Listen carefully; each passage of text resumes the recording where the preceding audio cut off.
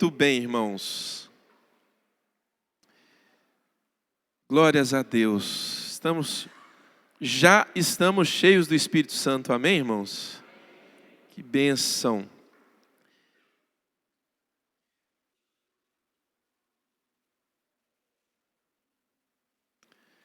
Aleluia. Abra sua Bíblia em Jeremias capítulo 29.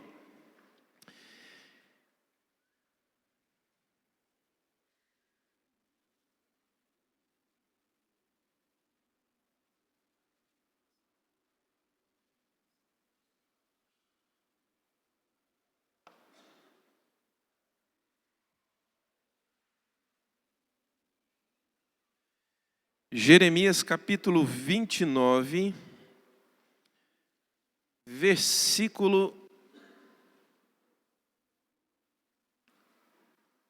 nós vamos ler a partir do versículo 4.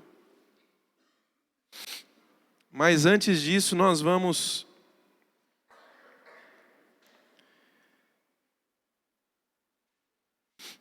ler um texto que nós falamos dele no domingo passado. Domingo passado nós falamos sobre guardar a nossa fé, batalhar pela fé. Quem estava aqui no domingo passado? Deixa eu ver. A grande maioria, que ótimo. Então vamos dar continuação àquela palavra. E nós começamos nesse texto poderoso aqui. Você abriu em Jeremias 29, 4, mas nesse momento eu vou ler Hebreus 10. Não precisa você abrir. É só para nós darmos continuidade. O texto que diz assim, Jeremias capítulo 10, versículo 35. Por isso não abram mão da confiança que vocês têm. Que confiança que é essa, irmãos? A confiança no Senhor. A confiança em Jesus. Teve um momento da sua vida. Eu estou olhando aqui para vocês agora e me lembro, de vários de vocês me lembro da história. Por exemplo, estou vendo o Serjão ali. Me lembro quando o Serjão chegou na igreja, né? Estou vendo a Meire, me lembro quando a Meire chegou na igreja, o Thaliton é imitado. Lembro o primeiro culto que o Thaliton foi, ainda era noivo da Mitália, acho que namorado ainda, quando foi na igreja, né? Estou vendo vários de vocês, estou vendo o Pablo ali, me lembro. Irmãos, vários de vocês eu me lembro como vocês começaram a caminhada com Cristo. Como vocês decidiram entregar a vida ao Senhor Jesus. Naquele tempo vocês creram. Vocês creram em algo. Que algo foi esse? Vocês creram em Cristo. Vocês creram na mensagem que vocês ouviram na ministração. Vocês creram nos ensinamentos daqueles que ajudaram vocês no início da caminhada de vocês. Vocês creram naquilo que foi ensinado, que era a palavra de Deus, que é a palavra de Deus, a mensagem do Evangelho. Vocês creram em Jesus, que Jesus é o Filho de Deus, que morreu na cruz pelos seus pecados, que ressuscitou, e que só em Jesus você tem o perdão dos pecados e a vida eterna. Essa é a mensagem mais pura do Evangelho. Essa é a mensagem mais pura e simples do Evangelho. Cristo morreu pelos nossos pecados. E através de Cristo, nós somos reconciliados com Deus. E em Cristo nós temos a vida eterna. Você creu nessa palavra. Por exemplo, eu me lembro quando a Ana Paula chegou na igreja. Maria Fernanda tinha uns 4, 5 meses de idade, não era, Ana Paula? Uns 7 meses de idade, me lembro perfeitamente. Vocês creram em alguma coisa. Vocês creram nisso que foi ensinado para vocês. E assim como vocês creram, muitos outros creram antes de vocês e vão crer depois de vocês. Enfim, mas é isso que vocês creram que mantiveram vocês, ou que deveria ter mantido vocês no caminho do Senhor, firmes em qualquer circunstância. A verdade, irmãos, é que os anos vão passando e muitas dessas pessoas que uma vez creram, que uma vez entregaram a sua vida para Jesus, elas vão passando por uma espécie de esfriamento. E esse esfriamento, irmãos, ele é causado por uma série de coisas. Ele é causado por escândalos que se vê na igreja, por decepções que você passa com pessoas, com pastores. Infelizmente, há muitos escândalos envolvendo pastores, escândalos sexuais, escândalos financeiros, e, enfim, irmãos, uma série de coisas que não deveriam acontecer, e você talvez se decepciona com várias coisas na sua vida, e isso vai minando a sua fé, isso vai minando as suas forças. E talvez você vá experimentando um tempo de apostasia. O que é apostasia? Apostasia é esfriamento. É quando a igreja deixa de ser interessante para você. É quando a oração deixa de ser interessante para você.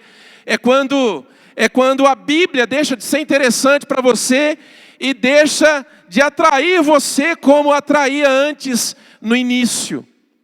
E você começa a enfrentar crises de desânimo. Você começa a querer ficar sozinho, você começa a querer se afastar. E, na verdade, irmãos, todos nós passamos por momentos em que somos abatidos por desânimo. Você também passa, pastor? Sim, eu também passo.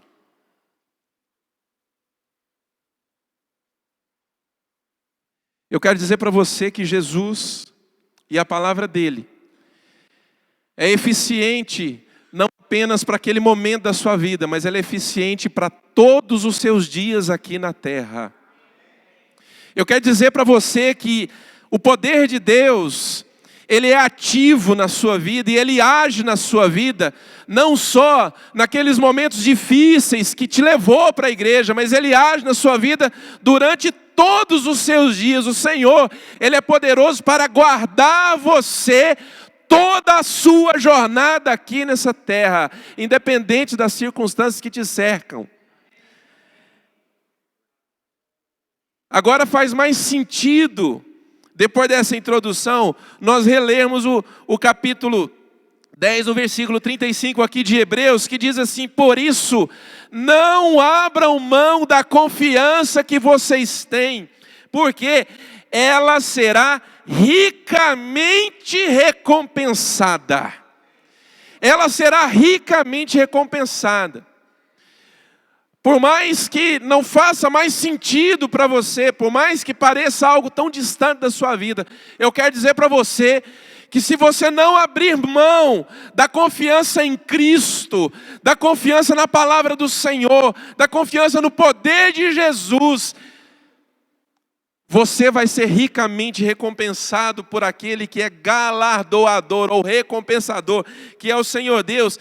Então, ele diz assim: por isso não abram mão da confiança que vocês têm, ela será ricamente recompensada.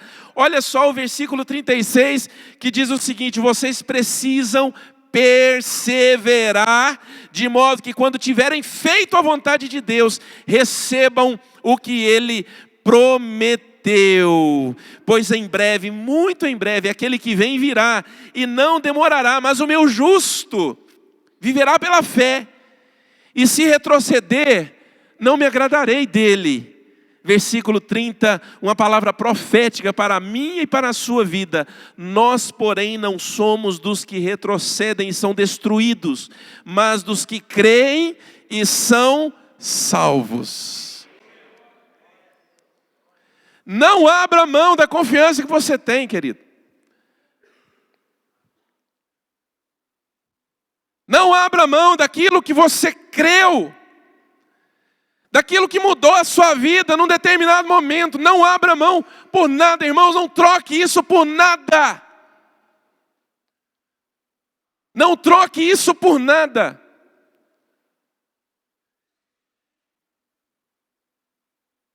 Eu acho interessante, irmãos, se tem duas cartas que parece que foram escritas para mim são 1ª e 2ª Timóteo. Como essas duas cartas falam comigo? E ali em 1 Timóteo, acho que é uma das duas, 1 Timóteo e 2 Timóteo, no capítulo 1, Paulo fala assim para Timóteo, Timóteo, irmãos, era jovem, era pastor na cidade de Éfeso.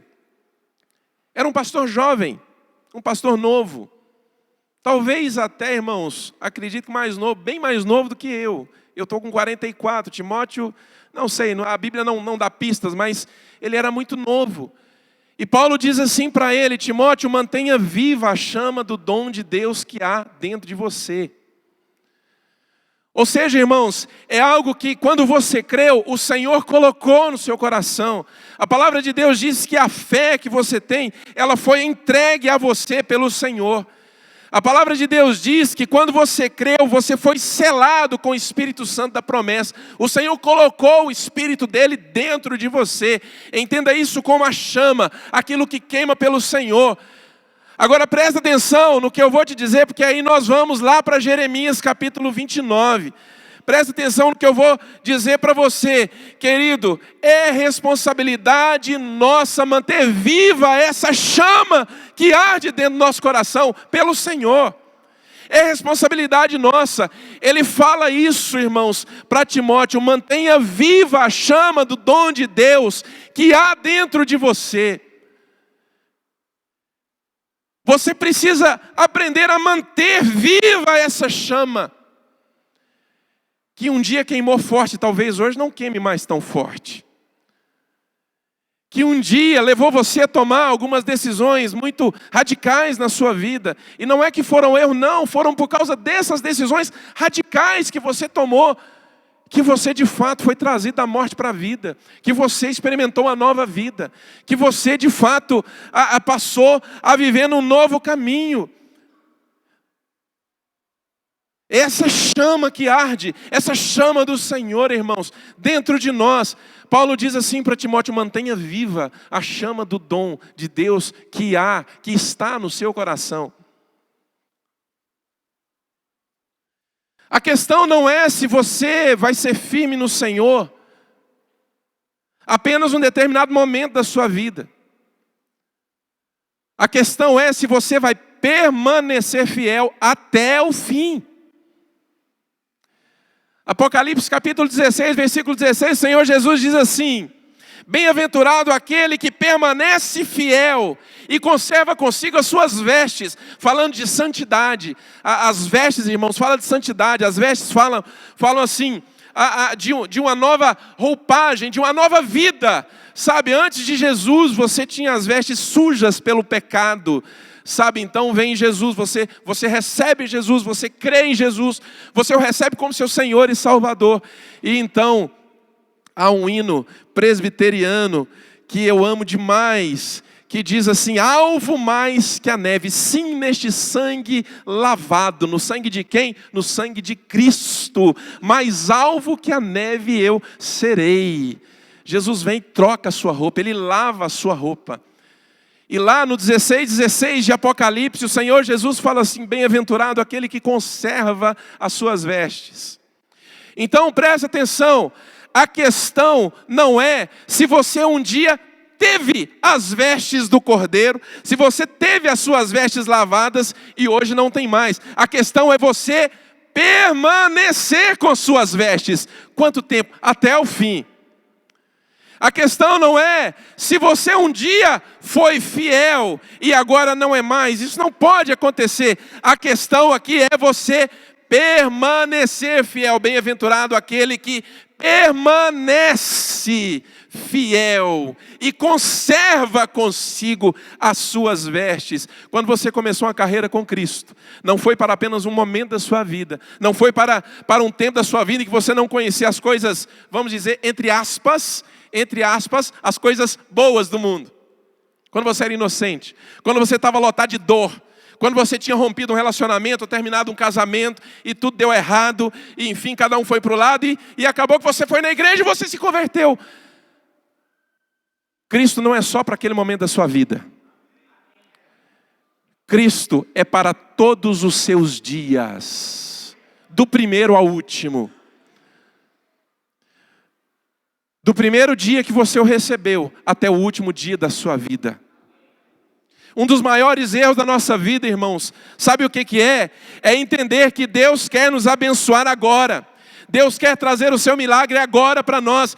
Querido, eu quero dizer para você que Deus não apenas quer trazer o milagre dele agora para nós. Ele quer trazer um milagre todos os dias das nossas vidas, irmãos. A bênção de Deus, a palavra de Deus diz que a bênção de Deus enriquece e com ela não vem o desgosto. A bênção de Deus não é só para o momento da enfermidade, a bênção de Deus não é só para o momento da tristeza, a bênção de Deus não é só para quando você era pré-adolescente. A bênção de Deus é para todos os dias da sua vida, do primeiro ao último dia da sua vida. A bênção de Deus é para quando você não tinha dinheiro. E a bênção de Deus é para você agora que você tem dinheiro, tem uma vida financeira estável. A bênção de Deus não é só para quando você não tinha uma casa. A bênção de Deus é para agora que você tem uma casa, que você tem um carro. A bênção de Deus não era só para quando você era solteiro. A bênção de Deus é agora para quando você é casado. A bênção de Deus é para quando você tiver seus filhos. A bênção de Deus é para quando você tiver os seus netos. A bênção de Deus é para toda a nossa vida, meu amado irmão. E ela vai se manifestar independente do lugar aonde você vive.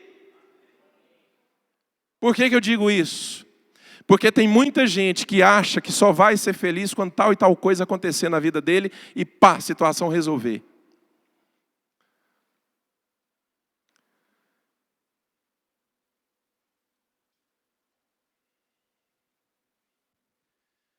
Tem muita mulher que acha que só vai ser plenamente feliz quando o marido se converter. Presta atenção no que eu estou falando. Tem muito homem que acha que só vai ser feliz e realizado quando a esposa e os filhos vierem para a igreja. Vou mais longe, quer ver? Tem muita gente que acha que só vai ser feliz e realizado quando tiver a casa própria, quando tiver formado. Tem muita gente que acha que vai ser feliz e realizado quando mudar de Mineiros. Tem muita gente que acha que vai ser feliz e realizado quando de alguma forma trocar de família. Tem muita gente que acha que só vai ser feliz e realizado quando trocar de emprego. Quando a palavra de Deus diz que a bênção dele enriquece e com ela não vem o desgosto, a palavra não está dizendo que a bênção de Deus ela tem um ambiente ou um lugar onde ela é ativa. Não, a bênção de Deus, ela é sempre ativa, independente do lugar, independente da circunstância, dependendo apenas do seu coração e da sua confiança no Senhor. Agora nós vamos lá para Jeremias no capítulo 29, que você abriu aí, e nós vamos ler a partir do versículo 30 aí, a partir do versículo 4.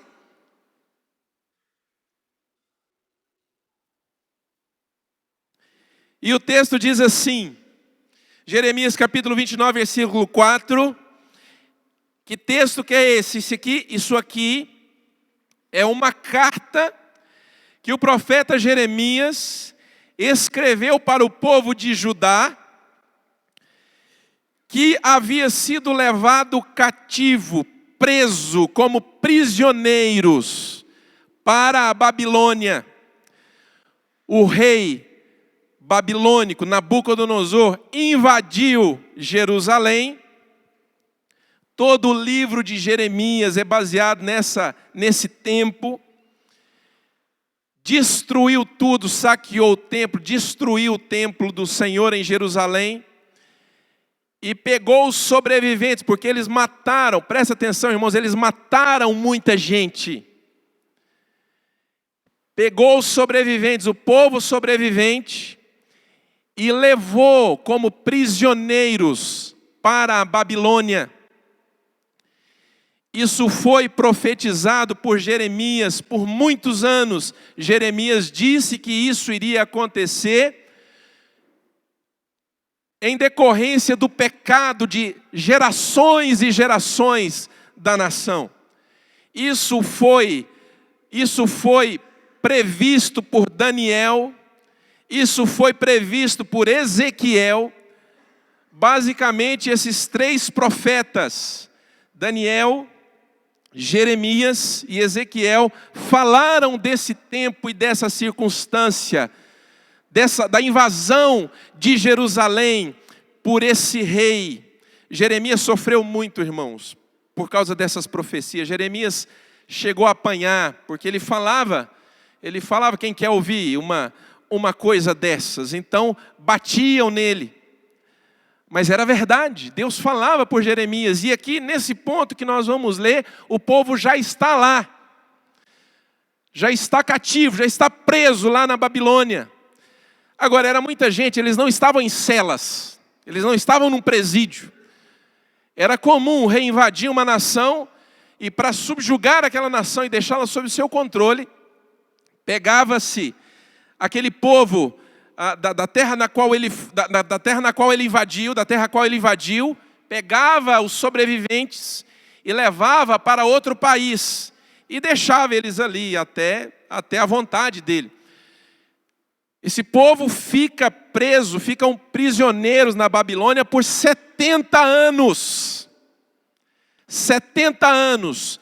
Isso aqui aconteceu mais ou menos por volta de 506 a.C., mais ou menos 506, 510 a.C. Agora, irmãos, olha a carta que Deus manda que Jeremias escreva para esse povo. Para nós que muitas vezes achamos que a bênção de Deus e a prosperidade do Senhor está ligada a uma condição do ambiente, aonde eu vou ser colocado, ou uma condição familiar.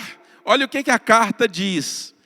Versículo 4 de Jeremias 29, diz assim: assim diz o Senhor dos Exércitos. Jeremias estava escrevendo para o povo que Deus havia mandado. Assim diz o Senhor dos Exércitos, Deus de Israel: a todos os exilados que deportei de Jerusalém para a Babilônia. Versículo 5: construam casas e habitem nelas, plantem jardins e comam de seus frutos, casem-se e tenham filhos e filhas, escolham mulheres para casar-se com seus filhos e deem as suas filhas em casamento para que também tenham filhos e filhas, multipliquem-se e não diminuam, busquem a prosperidade da cidade para a qual eu os deportei e orem ao Senhor em favor dela, porque a prosperidade de vocês depende da prosperidade dela. Irmãos, que coisa impressionante!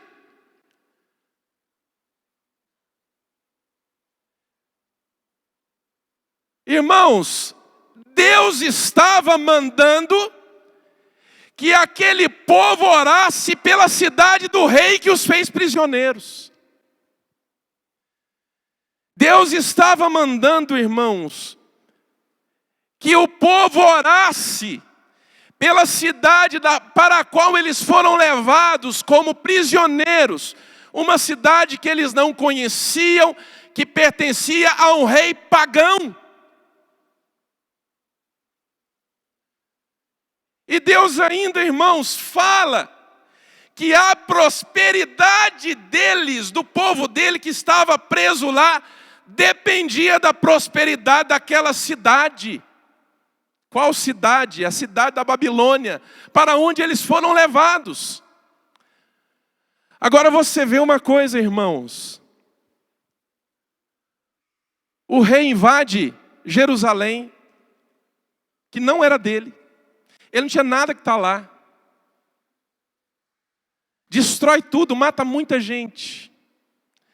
E você acha que a invasão é como hoje, que acontece assim algumas semanas? Não, irmãos, foram anos. Foram anos de cerco. O povo na cidade, irmãos, em Jerusalém, morria de fome. Porque eles cercavam a cidade, Jerusalém tinha muros. E os exércitos do rei cercavam a cidade. Quando você lê, por exemplo, no Velho Testamento, e cidade tal foi sitiada pelo rei. O que é um estado de sítio? É um estado de cerco. Eles cercavam a cidade, ninguém entrava, ninguém saía. O povo começava a morrer de fome, morria de doença. É um povo que sofreu, irmãos, durante anos a fio. E essa história, ela terminou ali, nessa invasão, com a destruição dos muros e a invasão e a morte de muitas famílias, a morte de muita gente. Na verdade, irmãos, eles não sabiam, apesar das profecias de Jeremias, isso vinha da parte do Senhor.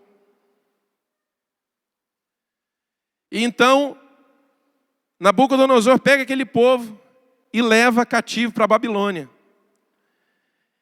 E eles agora estavam, preste atenção, eles agora estavam numa condição que eles não queriam, numa terra que não era a terra deles. Eles estavam vivendo uma realidade que não era a que eles haviam sonhado para eles.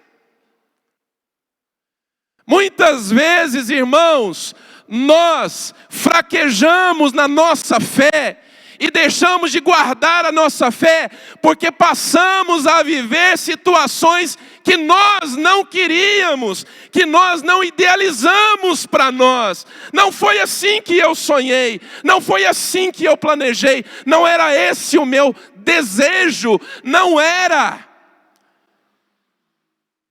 Então o que acontece? Nós começamos a achar que Deus não foi fiel conosco. Ou, às vezes, alguns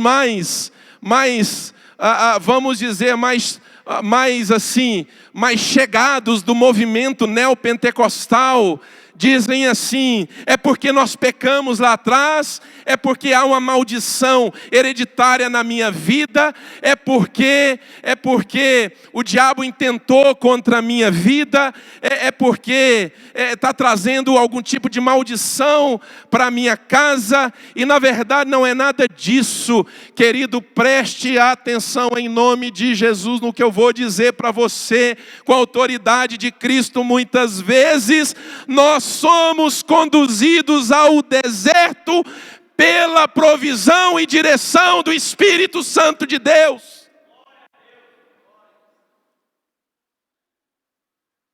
Deserto fala de tempo difícil. Deserto fala muitas vezes de escassez. Deserto fala de você estar longe de casa numa situação em que você não gostaria de estar.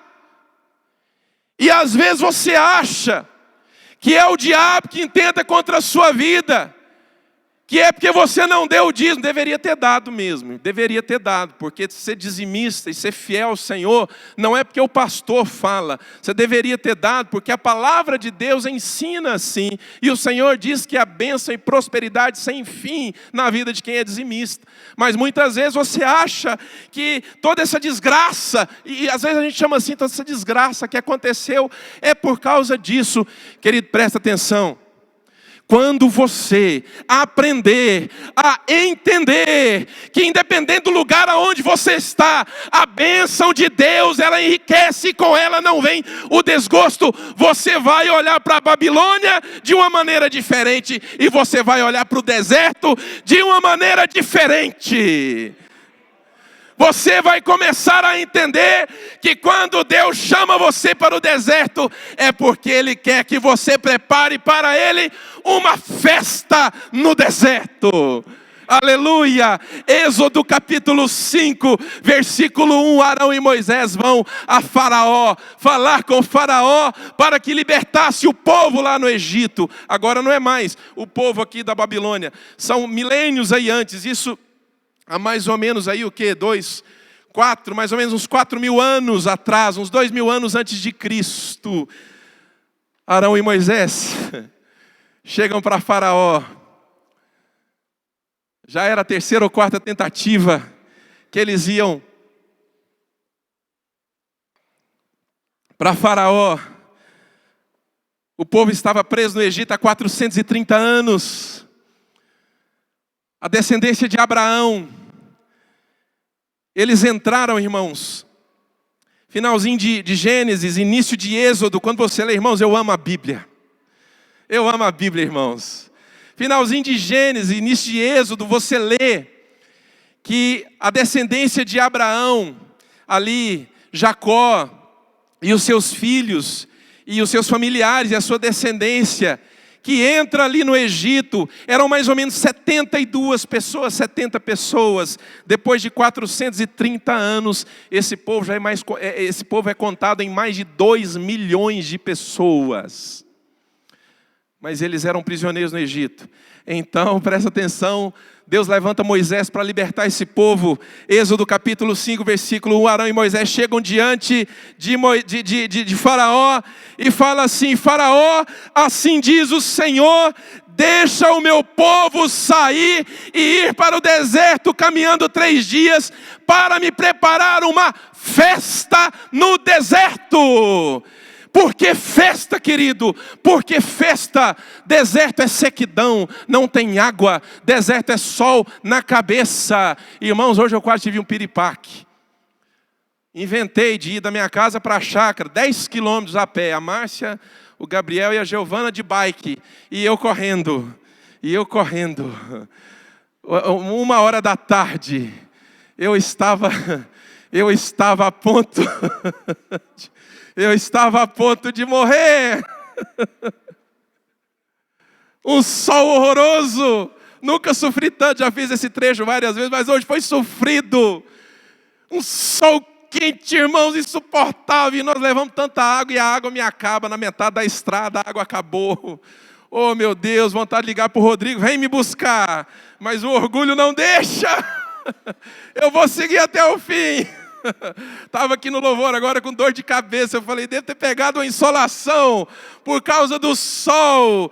Querido, deserto não é lugar agradável. Deserto, irmãos, não é lugar onde as coisas acontecem facilmente. Deserto, irmãos, é um lugar onde você tem que se sacrificar um pouco mais para obter as coisas. Mas quando a bênção do Senhor está com você e você entende o propósito de Deus para a sua vida, quando a bênção de Deus está com você e você entende que por ser filho de Deus em Cristo Jesus, você sempre será abençoado. Se não tem água, Deus faz brotar água da rocha no deserto, querido. Se não tem comida, Deus levanta bandos de codornizes ou codornas para cair no acampamento do povo judeu lá no deserto para dar-lhe de comer. Querido, deserto é lugar de provisão, é lugar de abastecimento, é lugar onde você prepara uma festa para o Senhor, desde que você entenda que aonde você estiver, Deus vai te abençoar.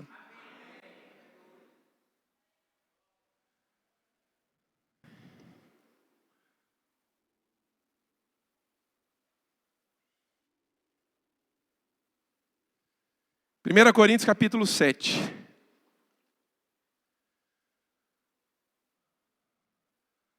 Paulo está dando instruções, não precisa de abrir não. Se quiser abrir, fique à vontade, pode abrir. Paulo está dando instruções. Isso que eu vou falar é muito sério. Mas vou falar exatamente como está na palavra de Deus. Paulo está dando instruções para casais, marido e mulher. E está falando acerca de divórcio.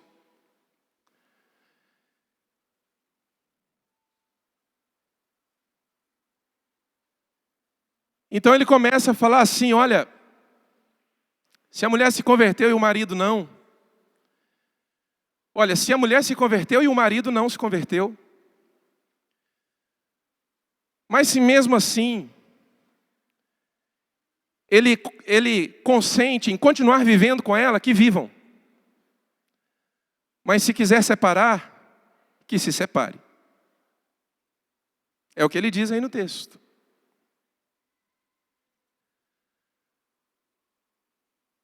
Aí mais embaixo ele fala assim, como sabe, mulher, se salvará o seu marido? Nós vamos ler esse texto, irmãos, porque isso que eu falei agora é muito sério. Abre a sua Bíblia, por favor, em 1 Coríntios, capítulo 7.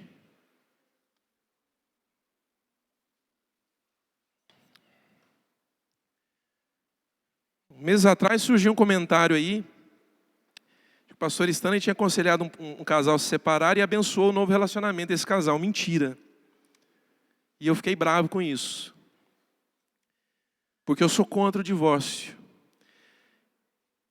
Eu casei-me com a Márcia, não foi para viver com ela se der certo, foi para viver com ela até o último dia da minha vida. Mas ele diz assim, versículo 14 de 1 Coríntios 7, eu quero que você entenda isso aqui, olha para mim antes de nós lermos, eu quero que você entenda isso aqui, e veja nisso aqui como o Senhor pode abençoar você independente da sua condição. Condição que eu digo como?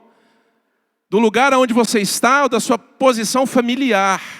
De você estar vivendo o que queria ou não. De você estar realizado ou não. De ter o emprego que você gosta ou não. De ter o casamento que você gostaria ou não. É nisso que eu quero que você foque. É nisso que eu quero que você preste atenção. Que você é portador da bênção de Deus, por ser filho de Deus em Jesus Cristo. É por isso que você tem que guardar a sua fé. Deus vai abençoar você, não é só nos momentos difíceis da sua vida. A bênção dele está sobre você durante todos os dias da sua vida. É por isso que você tem que guardar a sua fé. Ainda que em alguns momentos, por causa do calor do deserto, você não consiga enxergar. Então no versículo 14 de 1 Coríntios 7, ele diz assim, pois o marido descrente, olha que coisa extraordinária, veja o que é alguém portador da bênção de Deus, pois o marido descrente é santificado por meio da mulher crente, e a mulher descrente é santificada por meio do marido crente, se assim não fosse, seus filhos seriam impuros, mas agora são santos. O que ele está falando? Ele está falando de uma família onde a esposa é crente, o marido não, mas os dois consentem. Não, eu vou continuar vivendo junto com você. Ou vice-versa, o marido é crente e a esposa não. O casal é crente, os filhos não. Ou só a esposa é crente, marido e filhos não. Enfim, você entendeu. O que ele está dizendo é que a bênção de Deus, ela está em você e faz com que eles sejam santificados também, apesar de não serem crentes, irmãos. Presta atenção no que eu estou te dizendo em nome de Jesus Cristo. Não quer dizer que eles estejam salvos, não é isso. Porque a salvação é individual. Eles precisam confessar a Cristo. Mas aqui está falando de um ambiente, de uma atmosfera, de uma condição que é preparada pelo Espírito Santo por causa de você, para que eles venham a crer no Senhor Jesus. Olha como você é portador da bênção de Deus quando está firme nele. Aí ele vem e fala assim, olha, versículo 19. Todavia, se o descrente, se o descrente, aí eu estou falando agora do divórcio, porque a mulher se converteu, mas o marido não quer ela mais. Aí ele separa. Vai fazer o quê? O homem quis ir embora. Todavia, se o descrente separar-se, que se separa, em tais casos, o irmão ou a irmã não fica debaixo de servidão. Deus nos chamou para vivermos em paz. Você, mulher, como sabe se salvará o seu marido? Ou você, marido, como sabe se salvará a sua mulher? E muitas vezes você vive numa tristeza profunda, estando dentro da igreja, porque os seus não são crentes. Irmãos, presta atenção, ainda que não sejam, a bênção de Deus não vai deixar você. Viva a alegria de Jesus na sua vida, independente da condição de fé da sua família, meu irmão. Não é porque só você é crente e os outros não, que você vai viver aí debaixo de uma servidão, de uma dor. Oh meu Deus, o que vai ser? Eles precisam se converter a Cristo. Isso aqui, irmãos, presta atenção, não exclui a nossa responsabilidade de orarmos pelos nossos familiares, mas nós não precisamos viver debaixo de uma pressão, irmãos, sem viver a graça, sem viver, irmãos, a alegria de Jesus. Eu posso ser feliz mesmo que minha mãe não seja crente. Eu posso viver feliz mesmo que o marido não seja crente. Eu posso viver feliz mesmo que a esposa não seja crente. Eu posso viver feliz mesmo que os filhos não sejam crentes.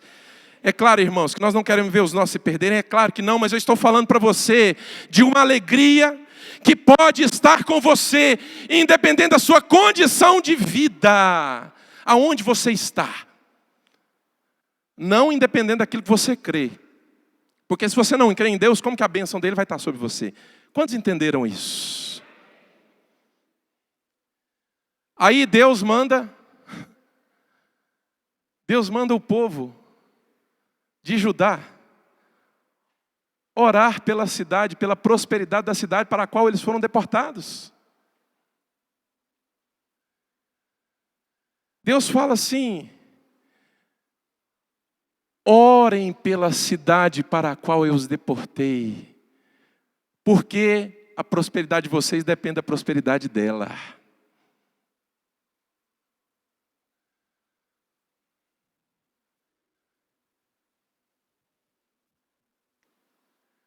Sabe como é que funciona isso? Você é o portador da bênção de Deus. Muitas vezes você acha que tudo vai dar certo na sua vida, simplesmente porque você é o portador da bênção de Deus. Agora eu quero te explicar como que funciona. Eu quero te explicar como que isso funciona. Sabe como que isso funciona?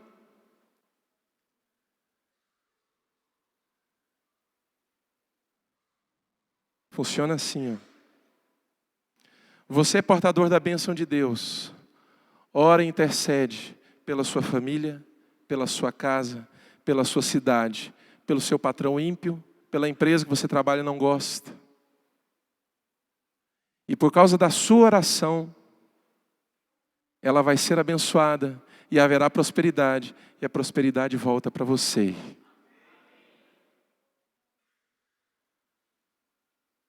É necessário, irmãos, uma atitude da nossa parte. Uma atitude consistente da nossa parte para que a bênção de Deus ela se manifeste na nossa vida, trazendo a provisão, trazendo paz. Quantos entenderam isso? Olha só.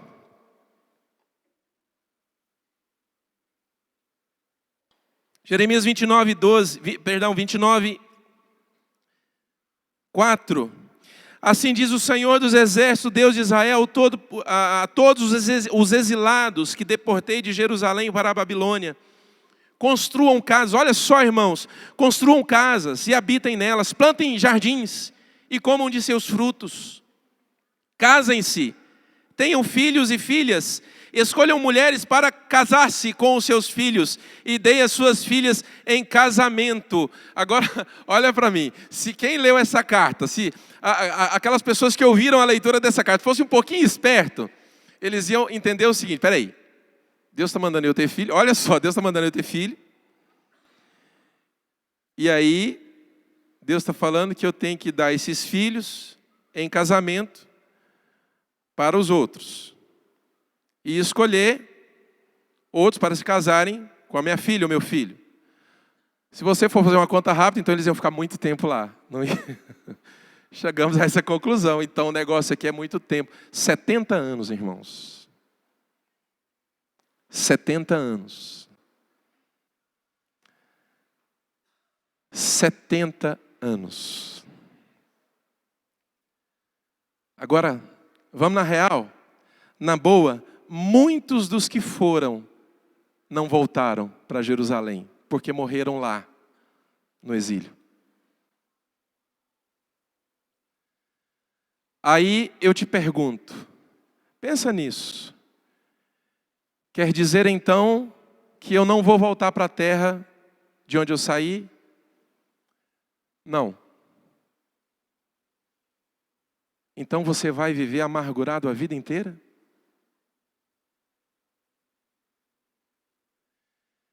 Quer dizer então que você ora há anos pela conversão do seu marido ou da sua esposa, mas nada acontece,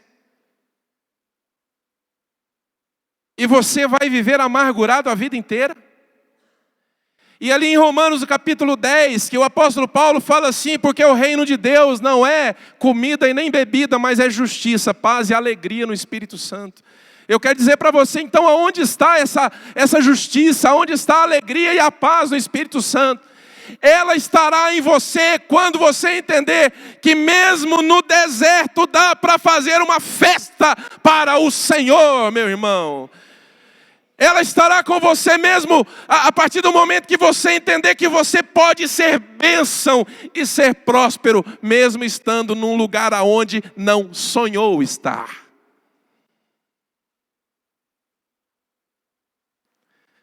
Aí,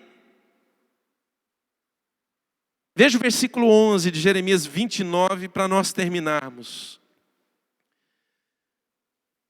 O Senhor continua falando. E aí ele diz assim: porque sou eu que conheço os planos que tenho para você, diz o Senhor. Planos de fazê-los prosperar e não de lhes causar danos. Planos de dar-lhes esperança e um futuro. Oh, irmão, presta atenção, você que é filho de Deus em Jesus Cristo. A palavra de Deus sobre você é bênção e prosperidade, irmãos. É paz, é esperança, é um futuro. Mesmo que você esteja lá na Babilônia preso, isso fala de uma condição de vida que você não queria estar. Mesmo que você esteja no deserto, vivendo uma situação na vida que você não queria, a palavra de Deus sobre você é prosperidade, é bênção, não é trazer dano na sua vida, amado. Não é. Versículo 11, porque sou eu que conheço os planos que tenho para vocês, diz o Senhor, planos de fazê-los prosperar e não de lhes causar danos, planos de dar-lhes esperança e um futuro. Para terminar, agora, do 12 ao 14, então vocês clamarão a mim, virão orar a mim, e eu os ouvirei. Vocês me procurarão e me acharão quando me procurarem de todo o coração. Eu me deixarei ser encontrado por vocês, declara o Senhor, e os trarei de volta do cativeiro.